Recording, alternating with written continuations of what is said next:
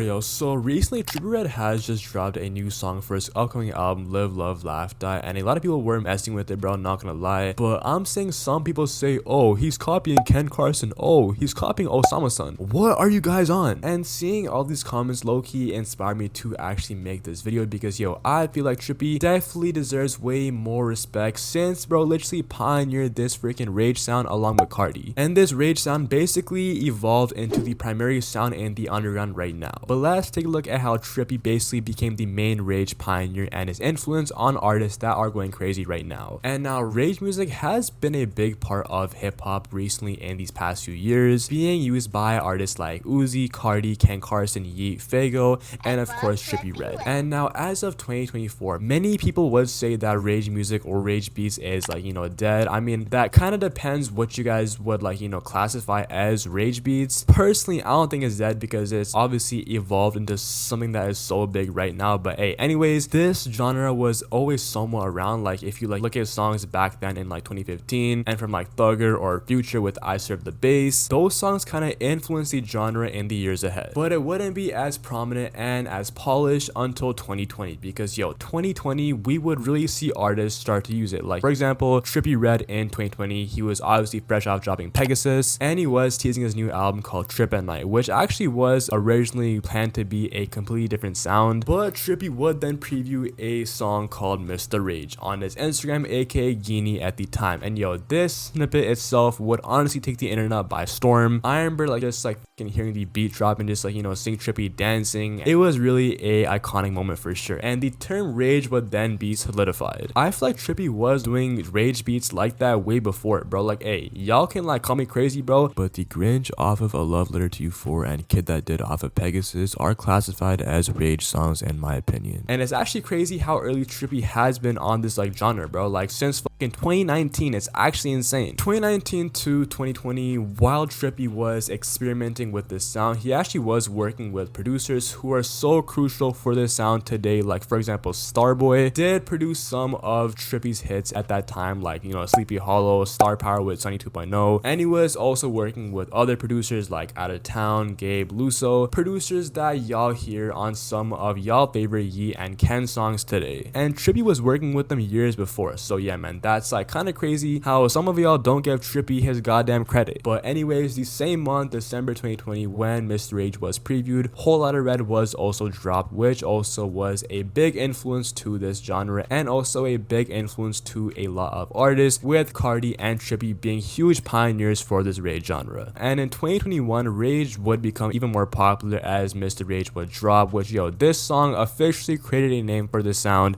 that being rage. And Trippie would even drop a whole project with rage beats that obviously being Trip at Night honestly was like, you know, kind of a like mix of like rage and hyper pop, but yeah, still a banger project. And this same year we would see artists really start to go crazy in the underground like Yeet, Ken Carson, and Fago, just to name a few, after Trip at Night and Whole Lotta Red dropped. After these two projects fucking dropped, we would see so many more artists hop on these rage beats. And now obviously if you do look at like Fago, for example, he actually was using rage beats before Whole Lotta Red and Trip at Night dropped. Like for example, Off the Map, I definitely classified that as a rage song. But Carti and Trippie, who were already mainstream, definitely put this genre on the map and definitely made it more popular. I feel like the song itself, Mr. Rage, was just truly influential as a whole, and after Whole Lotta Red dropped and after Mr. Rage dropped, these artists like Yeet and Ken Carson, who actually were underground at the time, went mainstream, taking the sound to a whole new level, with freaking Yeet taking it to a whole new different fucking level with like 2093 going on a whole like futuristic route, and obviously Ken Carson with The Great Chaos, which the rage beats that actually were used back in 2021 like on Trip at Night for example, evolved to something even more grungier and distorted, being the main sound on A Great Chaos. And these grungy, distorted 808s kind of beats are used by so many underground artists nowadays like osamason, Netspend, and obviously mainstream artists like Ken, Lone Yeet. And recently last week, Trippie just dropped a new song which is so fucking gas in my opinion, his best song this year. And this song obviously has that grungy beat, which obviously did evolve from like rage beats. And these 12-year-old Opium fans immediately gotta say, he's biting Ken Carson, he's biting Ken Carson.